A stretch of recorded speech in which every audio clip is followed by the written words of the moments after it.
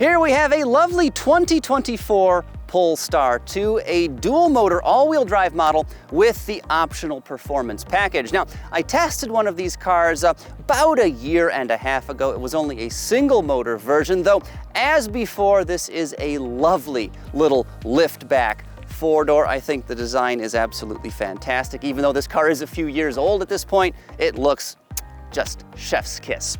New for 2024 though is right here. They call this the Smart Zone, and I'm making air quotes. It's basically a grille insert where they've incorporated some of the car's sensors for the various advanced driver assistance technologies. Regardless, I think it looks very nice. We've also got the little Polestar badge off to the side, and then up top, front and center, is the very classy Polestar logo. Flanking the Smart Zone grille, again making air quotes, we've got LED headlamps that look great, and then down lower on the bumper we have LED fog lights that on this model also incorporate a cornering function to help you see around turns at nighttime.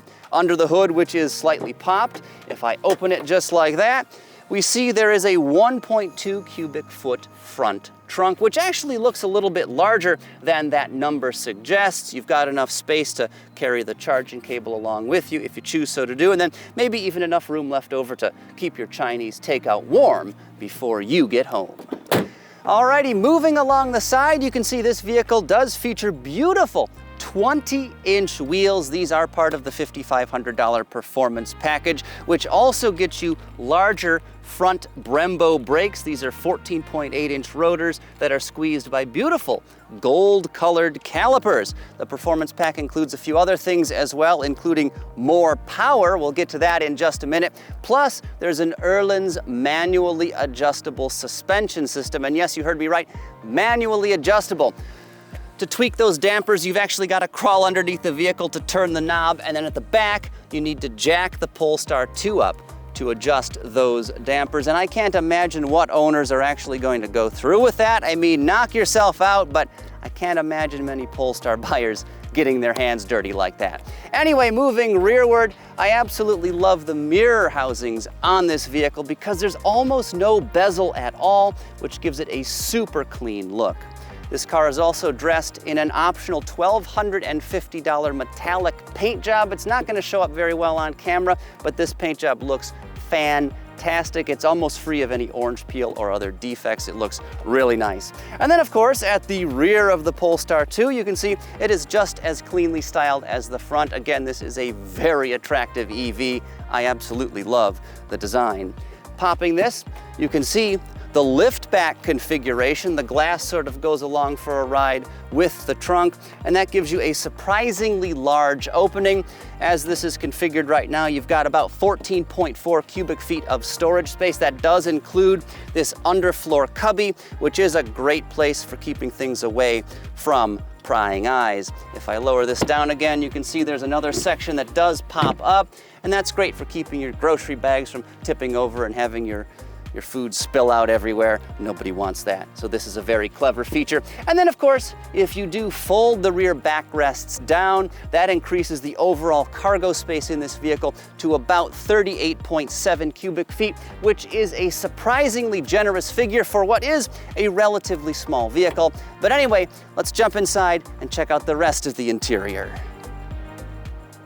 The Polestar 2's cabin is stylish, well-built, and the technology in here is absolutely superb. And as you can see, the overall design of this cabin is just beautiful. It's tasteful, and everything is screwed together very tightly. Now, eagle-eyed viewers out there are sure to notice that this car does have a number of shared controls that are borrowed from Volvo vehicles, and that's for good reason because Polestar and Volvo are very closely related. So the buttons on the steering wheel spokes, the door handles, control stalks, and even the shifter feel like they were pulled directly from Volvo vehicles.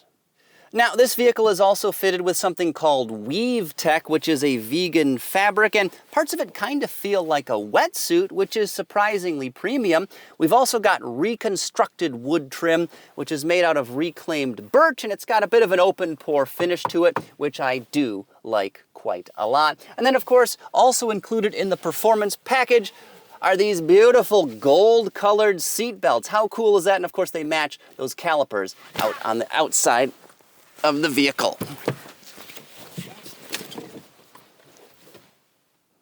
When it comes to tech, there's lots to love in this vehicle. Immediately ahead of me is a 12.3-inch digital instrument cluster that's easy to read and does offer some limited reconfigurability. If you push the button here on the steering wheel spoke, it sort of brings the map up so that you don't miss your next turn or something like that.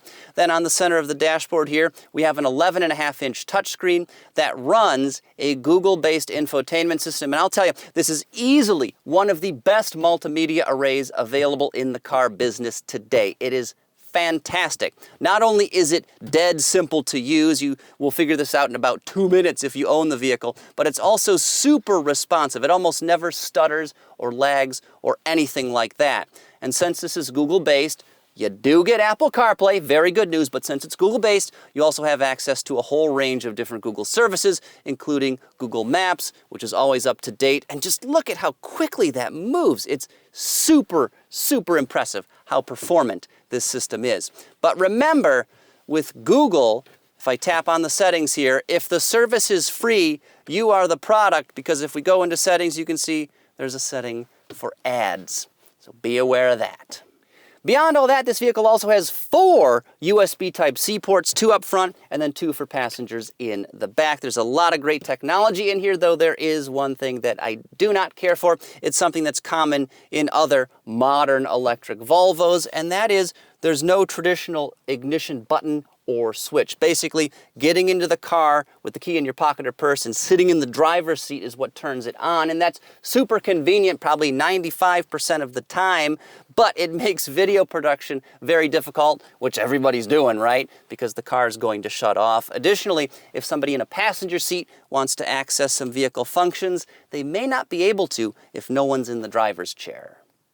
Adding a bit of luxury to your life is the available $2,200 Plus pack, which includes a wide range of different features, like a heat pump in the HVAC system, which should help improve vehicle range in cold weather because it's a lot more efficient. Beyond that, you also get power adjustable front bucket chairs, which are great. They also feature extendable bolsters. Good news for tall drivers, of course. You get heated rear seats. There's a super effective heated steering wheel. Seriously, this thing gets really hot. And then there are heated washer nozzles to help cut through snow and ice in winter weather. Additionally, you get a glass roof and a 13-speaker premium Harman Kardon audio system. Now that is all well and good, but there are a few things in this cabin that I really don't like. And number 1 on that list is the center console, because it is absolutely gigantic, yet it has very little room to store things. Plus, it does intrude on your driver's space. I mean, look at the size of this thing. It's just needlessly gigantic. Additionally, the cup holder design is really weird. You get one cup holder here, but to access the second one, you flip up the armrest and then it's down here. So, like, why did you do it this way when you've got all of this space that you could have used up there? Another thing I don't care for is that there's no shade for the glass roof. I really wish they had one. And then perhaps even more annoyingly than that, the sun visors do not extend. So if you're a taller driver and the sun's off to the side, there's a good chance it's going to be blinding you. Additionally, this Polestar 2's backseat is good, but it's not great. There's a decent amount of legroom, though noggin space for taller drivers is in short supply. The backrest is a little bit too upright. I don't care for that too much. The door openings are really small and narrow, which also makes getting into the back seat difficult, and the sills are super wide. Plus, there's a giant tunnel that runs down the center of the vehicle. Why they left that there, I have no idea, but a little bit more work could be done to improve this vehicle's back seat. But anyway, let's take this thing for a spin and talk about the specs.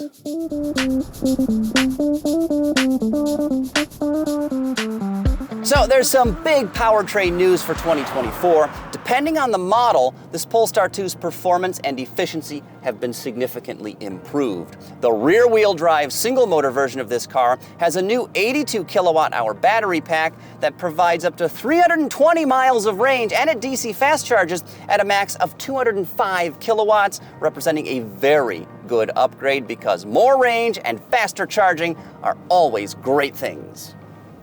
This, of course, is the dual-motor model with the optional performance pack, and it has 455 horsepower and 546 pound-feet of torque, which is enough to get you from 0 to 60 in just 4.1 seconds. Now, dual motor models without the performance pack have just 421 horses. And all of this makes the car properly quick. It is far more responsive than the single motor model I tested about a year and a half ago. When you pounce on the accelerator, this Polestar responds instantly, quicker than an incel to a Tinder match. Now, if you care, I personally don't, because I ain't going to jail, but the top speed of this vehicle is 127 miles per hour. So if you're in a hurry, the car will get you to the scene of your arrest as quick as you want. All-wheel drive Polestar 2s come with a battery that has a gross capacity of 78 kilowatt hours, of course a little bit less than the new rear drive model has. And in this application, that pack provides an estimated 247 miles of range, which is an okay showing in 2024. Likewise, DC fast charging tops out at 155 kilowatts again, and adequate performance, one that's enough to get you from 10 to 80% in about 34 minutes. Out and about, this Polestar's ride quality is firm, but the car is still very refined over bumps and rough surfaces, and you don't really feel any grittiness or vibration coming up from the road surface. Additionally, the steering is easily adjustable from the infotainment screen here, and you've got 3 different settings, 3 different weights. There's light, standard, and firm, and they all pretty much work as advertised, though there's not a huge difference between any of them. When you send this car through corners, it does feel pretty agile, though it's not telepathic or immediate in its responses, because this is a rather heavy vehicle clocking in at more than 4,600 pounds. Those big Brembo brakes I mentioned earlier can slow the Polestar 2 down with ease, plus the pedal feels great. It's neither grabby nor mushy under your foot. But driven normally, you never really have to use those friction binders if you turn on the one-pedal driving mode, which does have 2 different settings. There's low and standard. I've been using standard, it's a bit more aggressive, and it has no trouble rolling this car right to a stop. Would you look at that? We got a stop sign here as well. Perfect. The Polestar 2's available Pilot Pack, it is standard on this model, includes several useful features, but the most impactful ones are adaptive cruise control and lane centering. And together, these aids do work very well, turning, accelerating, and stopping the car based on traffic conditions, though I will say the steering assist can wander a little bit on secondary roads, so be aware of that. Plus, this is not a hands-free driving solution like Super Cruise or Blue Cruise. You gotta keep your meat hooks on the tiller. Other standard driver assistance tech includes a 360-degree camera system, blind spot monitoring, pedestrian detection, and even rain-sensing windshield wipers. So, to recap, here's where the 2024 Polestar 2 Dual Motor Performance Plus model excels and how it could be improved. This lift-back 4-doors infotainment system is amazing, incredibly responsive, and intuitive. The car's over-the-road refinement is excellent. The acceleration will hurl you back into the seat. This Polestar still looks fantastic, and the enhancements made for 2024 are certainly appreciated. As for downsides, the back seat and rear door openings are a bit tight. That curious center console wastes a lot of interior space. Some of the air vents are poorly placed, and this model's range could be better.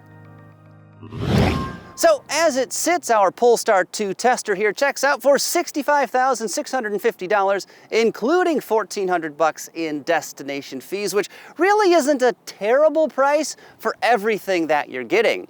And aside from a few curious design choices like those manually adjustable dampers and the gigantic center console, this vehicle is tantalizingly close to greatness. Next up, we parked a Nissan Ariya in a gigantic freezer to see what would happen to the battery and estimated range, so click right over here to see those surprising results.